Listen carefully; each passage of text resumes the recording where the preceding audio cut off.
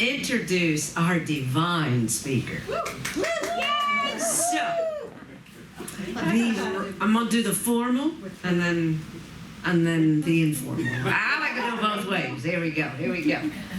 So the Reverend Dr. Raymont Anderson, the founder of Spiritually Integrated Arts and Education, the creator of the, let me get this acronym right, the Embodied Knowingness of God framework, guiding the integration of spirituality, embodiment, leadership, and creative expression. This is good, I'm gonna read it right from him. He's got a website, so check it out.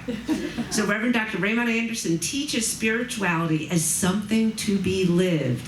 Amen, and ain't that the truth? Yes. Not only believed and discussed. His work bridges spiritual principle with everyday life through structure and a practical approach. Check out the website. Love that the music, look at that. I was like, I tried to Shazam it. I was like, I gotta make sure I keep this. And I'm like, it's going, this is hard. Last try. I'm like, try again. So I'm glad. So I need that information. My technology wasn't with me. So I want to say that when I see that the Reverend Doctor speaking, I sign up for duty immediately. There's a few reasons for that. The energy is outstanding, and any of those that know me, once I get enough caffeine and it's past 10 a.m., you almost got a blow dart gun to calm me down, right? So I love the energy. I love the reminder. He speaks from the heart and soul. It is nuggets of wisdom that will enrich your life, that are practical, applicable for you every day, right here, right now. And then the other reason is this my kindred spirit, right? Because we got a superhero thing going on. Because we know what that means and what that is. So I am just so honored and blessed. I am blessed that you're here with us today. And always, because, you know, we're all one. So thank you. And the what if? Boy, that question goes both ways, and I want to hear this. So thank you.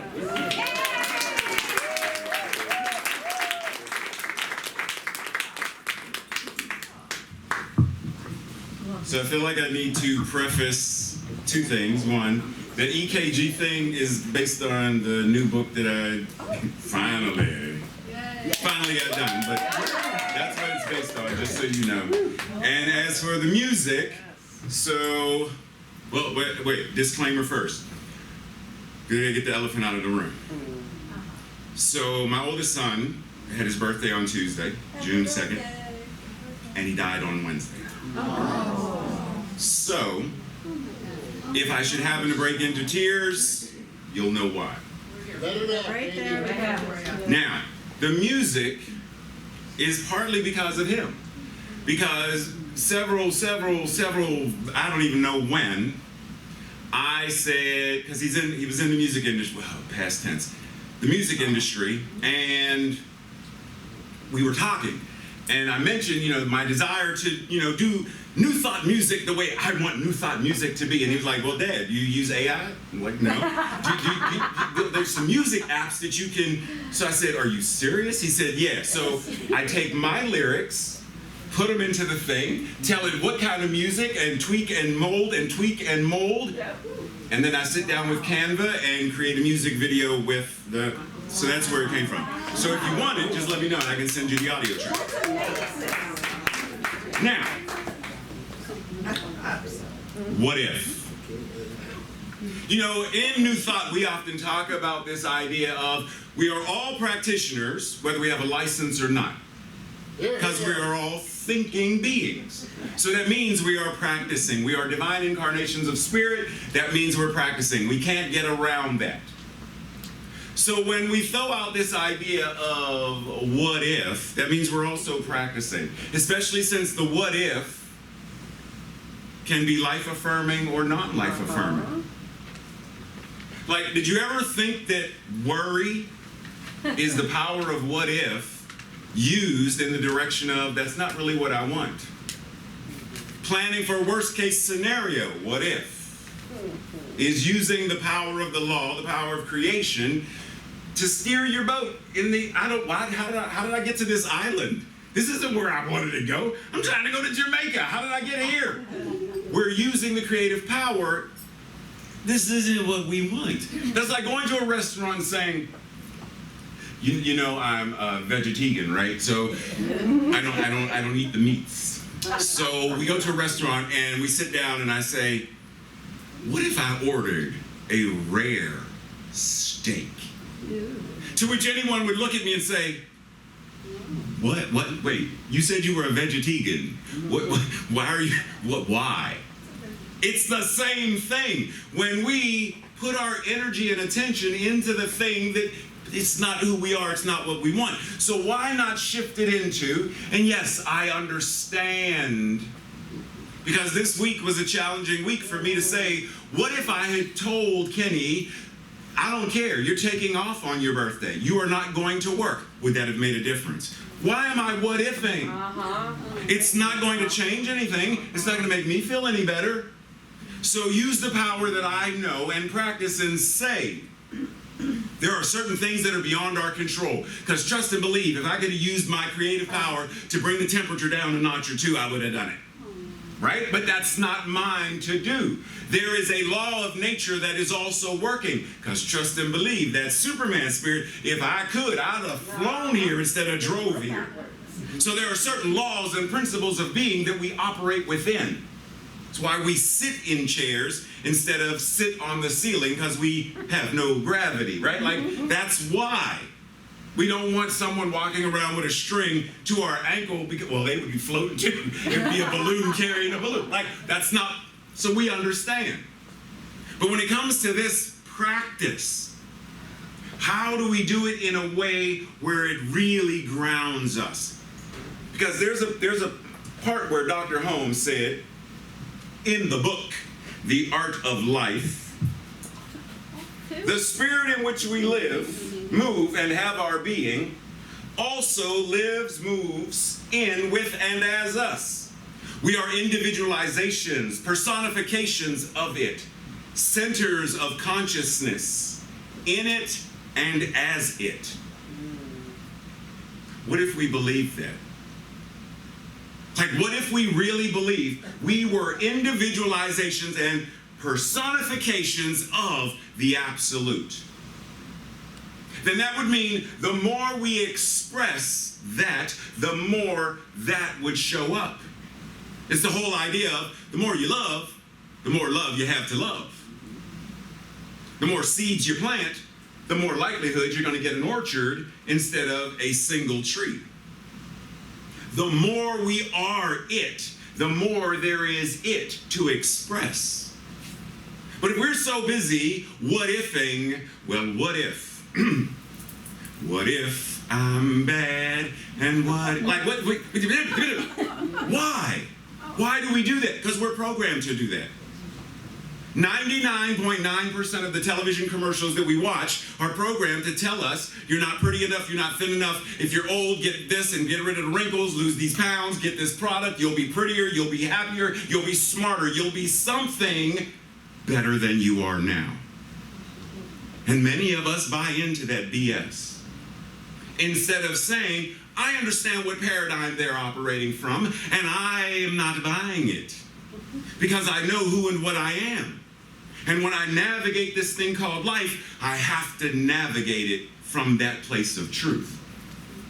There's a passage in the Upanishads that says, and so far as this mind extends, so far extends heaven. As far as our mind extends with love, love extends and expands. As far as our mind extends and expands with infinite possibility, then heaven and life expand with infinite possibility. Another place in the Sermon by the Sea, Dr. Holmes said, show me 1,000 people who know what religious science is, practice it, and live it as a way of life, and I will myself live long enough to see a new heaven and a new earth, a world that works for all. Are there not 1,000 people who know what it is, practice it, and live it?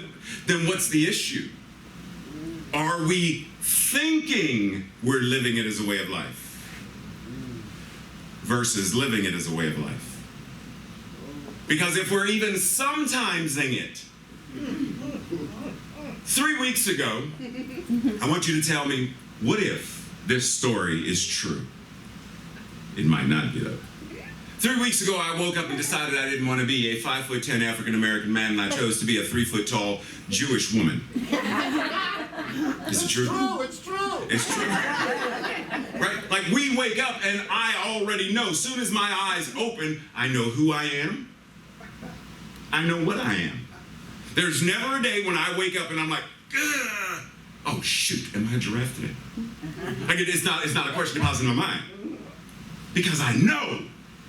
Do I also know that I'm an individualized expression of God? Do I know it? Do I know it with the certainty that I know that if I open my fingers, gravity is going to pull the glasses down and not up? Do I know it? Because when it snows and there is ice on the ground, because I know what gravity can do, I am very careful in how I walk. Because I know gravity will say, hey, ice, tennis shoes, do it. Boom. I don't want that to happen. So I play my part in carefully managing. Because I know when there's a cake in the oven, do I just reach in, grab the cake, and take it out and like, oh, it's done? No, that's what oven mitts are for. Because I know it's hot. And I know that if I touch it, my hands will melt and be seared to the pan. I don't want it. Because I know.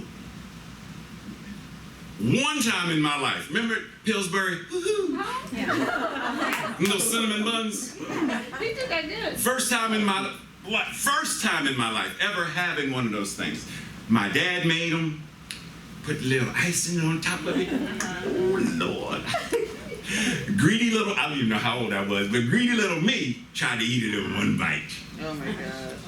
I didn't let it cool off. Oh, You know what happened. That little white icing on it is like glue. I put the thing, and it, 3 months later after they found my head, because it, like, oh, it only took me once. From that point on, it was like, you cool it off first. You got me once. You will never get me again. Okay, cool. Then I'm going to eat it like Cookie Monster.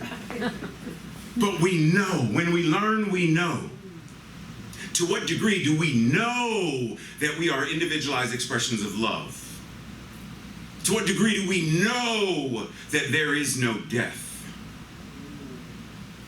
To what degree do we know that life after life after life, because love is infinite, eternal, and ever-expanding consciousness?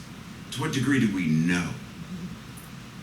And even when there are certain things we don't know, like I don't know right now what's going on in Japan. I don't know. I've got friends and folks over there. I don't know what's happening. But there's a part of me that knows there is a Japan. There's a part of me that knows there are people there. There's a part of me that trusts that even in the midst of the possible typhoon and all that stuff, they are managing and taking care. Am I willing to know their highest and best, even though I don't right now know what's going on there? Are we willing to step into the what if? What if I believed, as Emma Curtis Hopkins said, my good is my God is my good. And if we are individualized expressions of God, then you and you and you and you and all of us in here are individualized expressions of that goodness. That means you're good, even when you make mistakes. Because there are no amount of mistakes that I could make. I could bounce a check every minute for the next, I ain't got that much money, so it might not. Anyhow, well, that's the thing.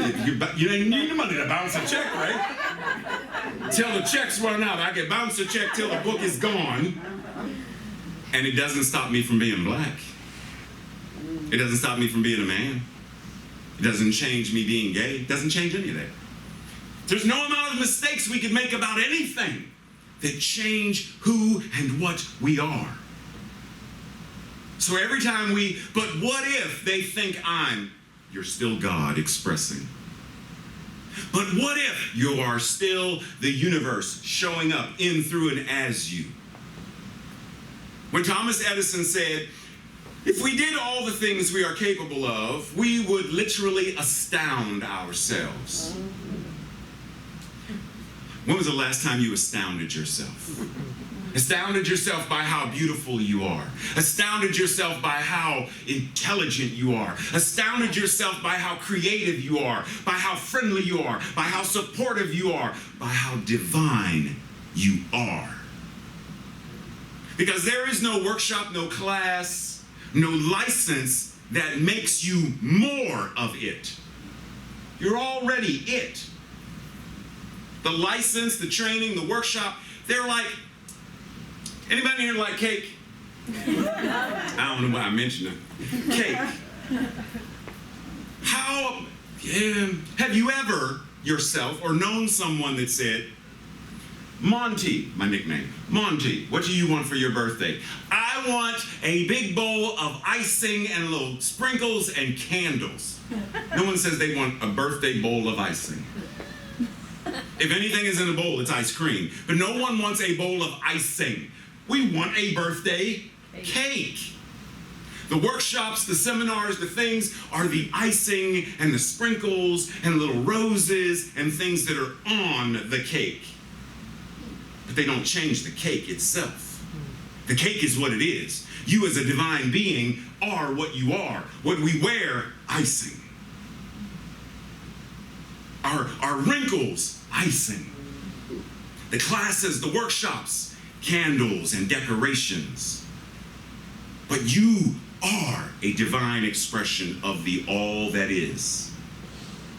What if you moved from thinking it to believing it to I know it? And even if I'm, because there are those times when we get to the affirmations and we're like standing in front of the mirror. And we'll say the affirmation, I am smart. And, I almost heard a little bit, you is talented. I almost went there. For some reason it was in my head. Y'all know my mind. Squirrel. And you do the affirmations, but there's a part back here, way back here, sitting on your shoulder like, excuse me, poking us in the head. Excuse me, what are you doing? What are you saying? You know you don't believe it. Why are you wasting your time? You're not smart. Because if you were smart, you wouldn't say, smart people don't need to say they're smart. They are smart. So the fact that you're saying it doesn't, and it's, and then I am smart. I'm not, okay, but these affirmations don't work. Many of us have been there. I don't care. I tried to make spring rolls last year, whenever. No, I said I tried. Tracy laughing because Tracy didn't work. Didn't work at all. Tracy ate them. I was like, I'm not eating that. Tracy's like, I'm not wasting the food. I was like, that's fine, but I don't know what that is. It's not a spring roll. I'm going to China Star. There are things we are going to attempt. They don't turn out the way we want the first time. As an artist, there are a lot of times when we do start a painting or a sketch or something, that's why we have erasers and gesso to go over the canvas again. How many potters, and scoop, scoop, scoop, scoop, scoop, scoop. Sometimes in our lives we have to scoop, scoop, scoop, and spin it again. Because what if we really, and I mean really, from the top of our head to the soles of our feet, move through life with this sense of knowing that every person that I see and everyone who sees me sees the face of God. That everyone that I hear and everyone who hears me hears the voice celestial. And no matter what that voice is saying, good morning, the undercurrent. You know how way back in the day when department stores would play music, but underneath it, the subliminal messaging was, don't you steal nothing. That was underneath. We didn't hear it, but it was there. In that good morning, the subliminal message is, you are loved, you are loved. In a good morning. good day, take care, be well. Excuse me, you owe me another dime, you mischanged me. The undercurrent is still, because what else could it be? If you are God, you are the divine, you are love, then what else could come out of your mouth? No matter what the words are, the energy of it can only be sacred, holy, and divine. As Emma Curtis often said, my good is my God is my good. That means every word we speak, good. Every action we engage in, good. And I'm not saying good in the relative because, sometimes we use our words to curse people out. Sometimes instead of saying, I love you, we use the magical other finger. So no, it is not, consciously we are not acting from a place of love, but it doesn't change who and what we are. Because once again, if I curse somebody out, do I somehow now become less of a cisgender man? Oh shoot, I'm white. How did that? Because you cussed out one too many people. So if I keep cussing people out, what happens? Well, I don't know. I guess you go through the shades of the rainbow and then eventually you disappear. What? I'll be invisible? What? It's not the way it happens. And we understand that. But when it comes to the divine, when it comes to the sacred, when it comes to really anchoring into who and what we are, it's too much. It's too big. Which is why we dismiss compliments oftentimes. Someone gives us a compliment and we're like, well, this old thing, or whatever it is. Oh, I've had this for years, or whatever it is. Instead of simply, thank you. Receive it, let it in. Let their blessing, let their prayer in. Because that's what it is. It's a declaration of, you are beautiful. Let it in. You are amazing. Let it in. You are talented and creative and awesome. Let it in. Because it's a namaste. That which is awesomeness itself is incarnating in, through, and as me, and sees itself in, through, and as you. And it, knowing how beautiful it is, needs to bow before itself in your iteration. It needs to acknowledge itself as you. When we love up on people, when we are generous and grateful, that's the infinite universe loving itself, praying itself into creation, affirming itself, declaring itself, supporting itself, nurturing itself in, through, and as me, to, in, through, and as you. But we have to step into a new space of, I know. Not I think, not I kind of, sort of, right? Like, what's today? Today, Monday. Monday is my sometimes day. By Wednesday, but by next Sunday, I got it. Because Sunday, I get recharged. Cool, that's fine. But we want to get to a space of every moment, every breath. I know. I don't question. Well, what if 5 minutes from now there's no more oxygen? What are we going to do? What are we going to breathe? What are we going to do? What if 5 minutes from now, what if all laughter, there's no more, we need to laugh now. I don't know, what does that sound like? What do you like we don't worry about, is laughter going to run out? What if? We only generally, what if the bad things? Change the channel. Today is our perfect opportunity to redirect our consciousness, to really check in what is our embodied knowingness of God. Because I guarantee, the more we are there, the more we become agents of change, the more we become the ambassadors of the divine, the more we become the harbingers of a world that works for all. Because then we are able to face anything that shows up that is not in alignment with love. And we, by the power of our presence, change and transform it. We already know alchemy.